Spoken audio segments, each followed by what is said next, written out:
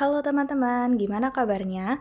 Pada video kali ini kita akan membahas TKSMA bab 1 bilangan real, eksponen, dan bentuk akar part yang ketiga, yaitu nomor 7 sampai dengan 9. Kita bahas dari nomor 7. Populasi kelinci pada suatu pulau berlipat 2 setiap 3 bulan. Di pulau tersebut mula-mula ada 10 kelinci. Berdasarkan informasi ini, berilah tanda centang pada kolom ya atau tidak untuk setiap pernyataan berikut. Berarti dari soal bisa kita ketahui dulu ya teman-teman, populasi kelincinya berlipat 2, berarti rasionya itu 2. Kemudian berlipat 2-nya setiap 3 bulan. Waktunya 3 bulan ya teman-teman. 3 bulan. Dan mula-mula ada 10 kelinci. 10 ekor. Kemudian kita tahu bahwa fungsi eksponen itu adalah mula-mula dikalikan dengan rasionya dipangkatkan dengan X-nya. X itu adalah berapa kali perubahannya. Sehingga perlu kita cari dulu nih teman-teman. Yang pertama, banyak kelinci setelah 6 bulan. Nah, karena berlipat 2-nya itu setiap 3 bulan, berarti untuk pernyataan pertama, 6 bulan itu adalah 6 dibagi dengan 3, sehingga ada 2 kali perubahan. 2 kali kelipatan gitu ya teman-teman. Sehingga hasilnya atau banyak kelincinya adalah A-nya itu 10 dikali dengan rasionya 2 dan berlipatnya sebanyak 2 kali. Sehingga hasilnya adalah 10 dikali 4 sama dengan 40. Berarti pernyataan pertama itu salah. Pernyataan kedua, banyak kelinci setelah 2 tahun. Kita tahu bahwa 2 tahun itu sama dengan 24 bulan. Berarti berapa kali dia berubah atau berapa kali dia perbanyakan, sehingga kita bagi 24 dengan 3. Hasilnya adalah 8 kali. Tinggal kita masukkan ke persamaan eksponennya, yaitu 10 dikali dengan 2 pangkat 8. Di mana 2 pangkat 8 adalah 128 dikali 2, yaitu 256. Sehingga hasilnya 2.560 ekor. Jadi pernyataan kedua benar.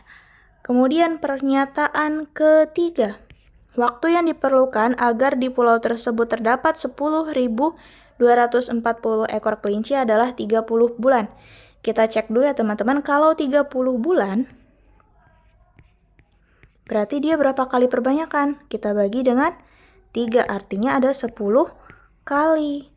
Berarti kita masukkan ke fungsi eksponennya, mula-mula ada 10, kemudian 2 pangkat 10.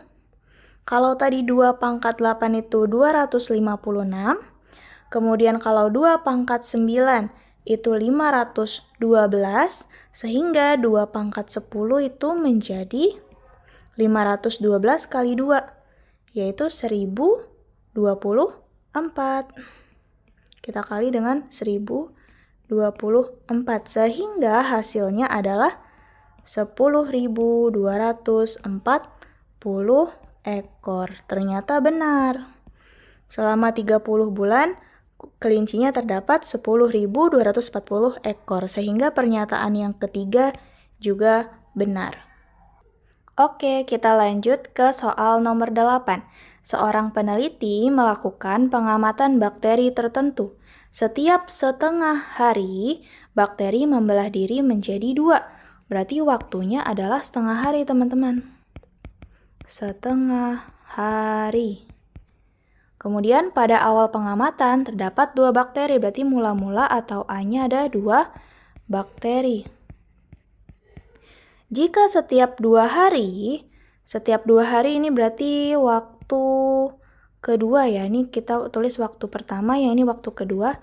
Setiap 2 hari, 1/4 jumlah bakteri mati. Oh, yang tadi sebelumnya membelah diri menjadi 2. Berarti rasionya, rasio pertamanya 2 ya teman-teman. Nah, kemudian ini rasio keduanya adalah 1/4. Nah, maka banyaknya bakteri setelah 3 hari. Pertama yang perlu kita cari adalah banyak bakteri yang setelah 2 hari dulu ya teman-teman, karena setelah 2 hari itu ada perbanyakan, kemudian ada juga bakteri yang mati, sehingga kita cari dulu dari 2 hari. 2 hari pertama. Dalam 2 hari, berapa banyak bakteri yang berkembang, begitu kan? Kita cari dengan fungsi eksponen, yaitu mula-mula dikalikan dengan rasionya pangkat X. Karena 2 hari pertama berarti berapa kali dia melakukan pembelahan. Kita lihat di sini karena dia itu setengah hari waktunya, berarti 2 hari kita bagi dengan setengah, yaitu hasilnya 2 bagi setengah itu 4 kali. Dia ada 4 kali pembelahan. Berarti tinggal kita masukkan ke rumusnya. Mula-mula ada 2 bakteri, rasionya atau membelah menjadi 2, kemudian pembelahannya sebanyak 4 kali, sehingga hasilnya adalah 2 pangkat 1 dikali 2 pangkat 4, artinya pangkatnya ditambah 1 tambah 4 pangkat 5 kan ya. Sehingga hasilnya 2 pangkat 5 itu ada 32 bakteri setelah 2 hari. Namun setelah 2 hari itu juga ada bakteri yang mati. Berarti bagaimana kalau bakteri yang mati? Kita cari dulu pakai A juga. A-nya itu sekarang udah 32 bakteri ya. Kemudian kalau dia bakterinya mati, berarti kita pakai rasio yang 1/4. Rasionya rasio yang kedua yaitu 1/4. Kemudian 2 harinya itu baru 1 kali ya, 1 kali fase bakteri yang mati. Sehingga X-nya pangkat 1. Sehingga kita masukkan ke rumus A kali R pangkat X sama dengan A-nya 32 kali R-nya 1/4, X-nya pangkat 1. Karena baru 2 hari, tidak ada kelipatannya. Sehingga 32 bagi 4 hasilnya 8. Jadi ada 8 bakteri yang mati. Kemudian kita tulis dulu jumlah bakteri setelah 2 hari. Jumlah bakteri setelah 2 hari. Berarti mula-mula ada 32 bakteri, kemudian ada 8 yang mati. 32 kurang 8 hasilnya 24, teman-teman. Sisanya 24 bakteri. Kemudian pada hari ketiga, pastinya bakteri itu membelah lagi. Pada hari ketiga artinya 1 hari terakhir, berarti dia membelah sebanyak berapa kali? 1 hari dibagi dengan setengah. Itu berarti ada 2 kali pembelahan. Gitu ya. Kita masukkan lagi. Tadi sisa bakterinya kan tinggal 24, berarti A-nya itu 24, teman-teman. 24 dikali rasionya, yaitu perbanyakannya membelah jadi 2, pangkat 2 kali pembelahan ya. Jadi 24 dikali dengan 2 pangkat 2 yaitu 4, hasilnya 96 bakteri. Jadi pada hari ketiga, banyak bakterinya ada 96. Begitu teman-teman. Nah, kita lanjut ke nomor 9. Bentuk sederhana dari akar 242 dikurang akar 200 dikurang akar 50 dikurang akar 8 sama dengan berapa? Masing-masing dari bilangan akarnya kita pecah dulu teman-teman.